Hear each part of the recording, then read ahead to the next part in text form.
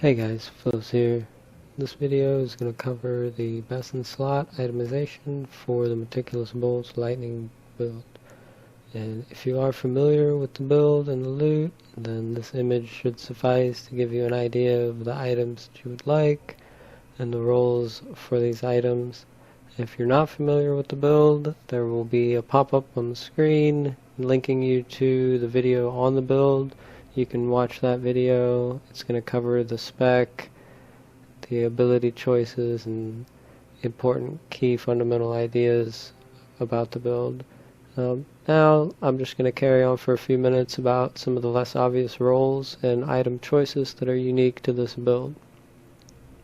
So most of the loot and the roles are very specific and required for the build to be considered optimized. However, the build will start to work with less than perfect roles. And now keep in mind the build is tuned for the higher level greater rifts. Generally 40 plus is going to be where it starts to do well. And there are going to be lightning variations that work on T6, however this isn't really going to cover that. And you can see in the image I did include the Crider shot. It's not actually best in slot, but I felt like it was worth including. It's worth mentioning.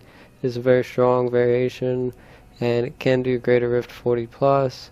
Some of the advantages to the Crider shot is going to be the resources are easier to manage, so you're able to pull more aggressively and pull more monsters, things like that. It's going to make the damage comparable.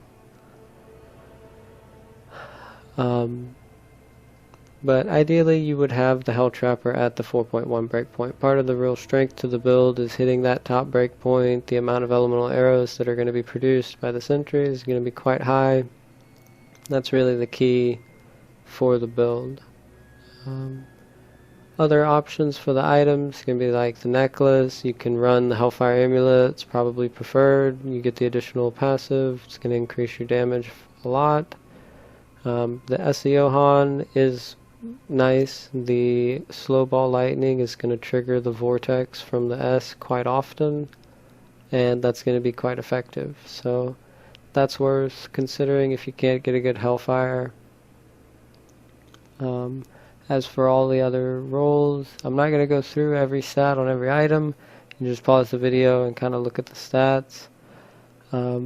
However, I will talk about some of the roles that are unique to the build and not very common, different from standard M6 variations. The shoulders, for example, the RR is going to be resource reduction, CDR is going to be cooldown reduction.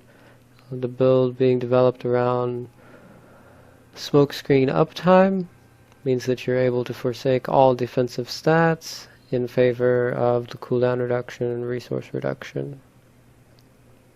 And the boots as well, you don't need to worry about the all res or the vitality. You're going to prefer to pick up movement speed here, save you a few paragon points that you can put into dexterity. And the quiver, generally you want sentry damage on quiver. However, this build being a single spender, it's going to prefer to have elemental arrow. The elemental arrow modifier is going to increase the damage that your sentries do with elemental arrow as well as your own self-casted, while the sentry modifier will not increase your damage with your elemental arrows. It will only increase the sentry's damage with their elemental arrows. So a slight advantage to having the elemental arrow on the quiver. It's definitely preferred. And the jewelry, it's going to be a little different. Normally on jewelry, the Demon Hunter is going to prefer crit damage. However, with this build, you need to have a high crit chance to be able to generate discipline through Nightstalker to maintain your smoke screen. So usually the rings are going to prefer crit chance. The SOJ and the Ring of the Royal Grandeur, you would want that crit chance. And as I mentioned earlier, the EHP or the defensive stats don't really matter at all. That's why I kind of didn't really include those, and they're not really important. And secondary resistances are also not going to be important. Preferred secondaries are going to be things like chance to freeze on hit, chance to knock back, chance to stun, those kinds of effects. Other than that, it's pretty much all there is to it. And so that's going to do it for this video. Hope that helps you guys itemize your lightning demon hunter a little bit.